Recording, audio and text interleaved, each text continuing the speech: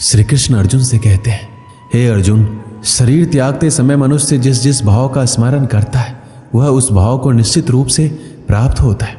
यदि कोई प्रेम तथा भक्ति पूर्वक मुझे पत्र, पुष्प, फल या जल प्रदान करता है तो मैं उसे स्वीकार करता हूँ।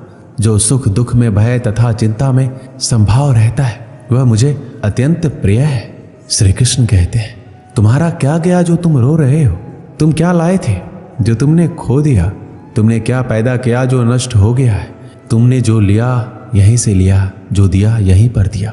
जो आज तुम्हारा है वो कल किसी और का होगा, क्योंकि परिवर्तन ही संसार का नियम है। जीवन ना तो अतीत में है ना ही भविष्य में, जीवन तो वर्तमान में है।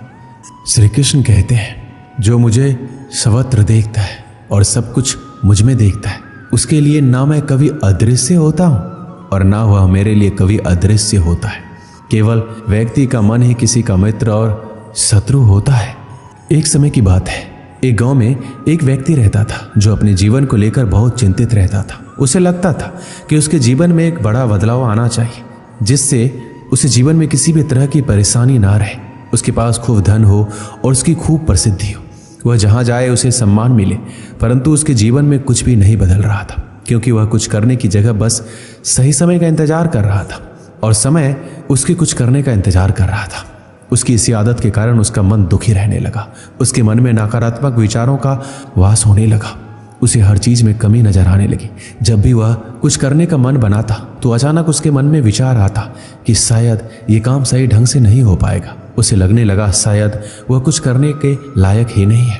इसका परिणाम ये हुआ कि उसका जीवन पहले से भी दुखमय हो गया। उसे समझ नहीं आ रहा था कि वह इस परिस्थिति से बाहर कैसे निकले, कैसे वह कोई ऐसा काम करे जिससे वह सफल हो सके। दिन बीतते जा रहे थे लेकिन उसे अपनी समस्या का कोई समाधान नहीं मिल रहा था।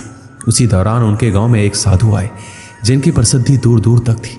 सब ऐसा कहते थे कि उनके पास हर समस्या का हल मिल जाता है। जब उस व्यक्ति ने सुना कि साधु उसके गांव में आए हैं तो वह बिना कुछ सोचे समझे अपनी समस्या लेकर तुरंत उससे मिलने चला गया। साधु को प्रणाम कर अपनी समस्या बताई। उसने बताया कि वह अपने जीवन में बदलाव चाहता है परंतु उसे कोई सही राह नहीं मिल रही। इसी कारण उसके मन में नकारात्मक विचार आते रहते हैं। दुख हमेशा उसे घेरे रहता है। कोई काम करने जाता है तो मन में उसकी विफलता का विचार पहले ही आ जाता है। बताइए मैं ऐसा क्या करूं कि मैं एक सुखद जीवन जी सकूं। साधु ने पूरी बात सुनी और उस व्यक्ति को दूसरे दिन सूर्योदय के समय आने के लिए कहा। दूसरे दिन वह व्यक्ति उस साधु के पास जा पहुंचा। साधु पाठ पूजा के बाद सैर करने के लिए निकलने वाले थे। उन्होंने उस व्यक्ति को साथ चलने के लिए कहा। चलते चलते वो एक खेत के पास पहुंचे। गेहूं की फसल की तरफ इशारा करते हुए साधु ने पूछा, क्या तुम बता सकते हो इस खेत में ये फसल कैसी उगी होगी? उस व्यक्ति ने पूरी प्रक्रिया देते हुए उत्तर दिया, पहले खेत को जोता गया होगा, फिर उसमें बीज डाला गया होगा, उसके बाद समय समय पर पानी दिया गया होगा, तभी ये फसल उगी होगी। थोड़ा आगे और चलने पर उन्होंने देखा एक खेत में घास ही घास थी। एक बार फिर साधु ने उस व्यक्ति से पूछा, क्या तुम बता सकते हो इस खेत में ये घास किसने उगाई होगी? महाराज, घास कौन उगाता है? ये तो अपने आप उग जाती है। जब खेत में किसी और चीज का बीज नहीं डाला जाएगा तो घास ही उगेगी। उस व्यक्ति ने एक बार फिर से साधु के प्रश्न का उत्तर दिया। तुम्हारे इन्हीं उत्तरों में तुम्हारी समस्या का हल छुपा है। साधु ने उस व्यक्ति को समझाना शुरू किया, मानव भी एक खेत की तरह ही होता है। इसमें तुम जो भी बीज डालोगे तुम्हें वही फसल मिलेगी। अगर तुम इस पर काम करते रहोगे, इसमें सकारात्मकता के बीज बोते रहोगे तो ये तुम्हें सफलता की ओर बढ़ाएगा।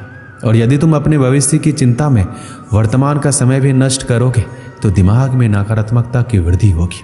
बदलाव तभी संभव है जब हम व्यर्थ की चिंता को छोड़कर और सही समय की प्रतीक्षा ना करते हुए अपने वर्तमान में ही वो काम करें जो हमें करना है। उस व्यक्ति को ये बात समझ में आ गई कि अगर मन को सही दिशा में लगाना है तो उसे सही दिशा की तरफ बढ़ाना होगा। मन रूपी खेत का सही प्रयोग ही जीवन में बदलाव ला सकता है। इसे खाली छोड़ देने से इस पर आलस और नकारात्मकता अपना सत्ता जमा लेते हैं। मन के कहे पर मत चलिए, बल्कि मन को अपने कहने पर चलाइए। एक बड़ी इमारत बनने की शुरुआत ईंट रखने से ही होती है और उस ईंट की तरह अपनी छोटी छोटी कोशिशों को जोड़कर आप एक बड़ा मुकाम हासिल कर सकते हैं। जरूरत है बस उस शुरुआत की। दोस्तों, इस वीडियो में बस इतना ही। मिलते हैं अगली वीडियो में। अपना ख्याल रखिएगा। जय श्री कृष्ण।